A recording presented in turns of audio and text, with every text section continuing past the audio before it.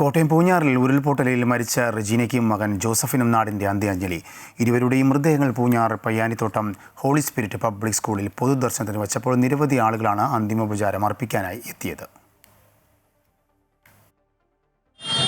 ശനിയാഴ്ച പുലർച്ചെയുണ്ടായ ഉരുൾപൊട്ടലിലാണ് പൂഞ്ഞാർ പയ്യാനിത്തോട്ടം വണ്ടൻപ്ലാവ് മാമ്പള്ളിൽ വീട്ടിൽ റെജീന, മകൻ ജോസഫിൻ എന്നിവർ മരിച്ചത്. ഉരുൾപൊട്ടലിൽ ഇവരുടെ വീട് പൂർണ്ണമായും ഒലിച്ചു പോവുകയായിരുന്നു. ഇവർ രണ്ടുപേരും മാത്രമായിരുന്നു സംഭവ സമയം വീട്ടിൽ ഉണ്ടായിരുന്നത്.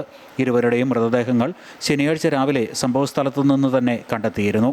പോസ്റ്റ്മോർട്ടം നടപടികൾക്ക് ശേഷം ഇന്നലെ വൈകുന്നേരം ബന്ധുക്കൾക്ക് കൈമാറിയ മൃതദേഹങ്ങൾ രാവിലെ പൂഞ്ഞാർ പയ്യാനിത്തോട്ടം ഹോളി സ്പിരിറ്റ് പബ്ലിക് സ്കൂളിൽ പൊതുദർശനത്തിന് വെച്ചു. നാടിൻ്റെ വിവിധ ഭാഗങ്ങളിൽ നിന്നായി നിരവധി ആളുകൾ ഇരുവർക്കും അന്തിമോപചാരം അർപ്പിക്കാനായി എത്തി. മന്ത്രി Mons Joseph, MJ Sebastian MLA, ജനപ്രതിനിധികൾ, പൊതുപ്രവർത്തകർ തുടങ്ങിയവരും അന്തിമോപചാരം അർപ്പിച്ചു. സംസ്കാര ചടങ്ങുകൾ വൈകുന്നേരം വൻ ജനാവലിയുടെ സാന്നിധ്യത്തിൽ പയ്യാനിത്തോട്ടം സെൻറ് അൽഫോൻസ ദേവാലയത്തിൽ നടന്നു.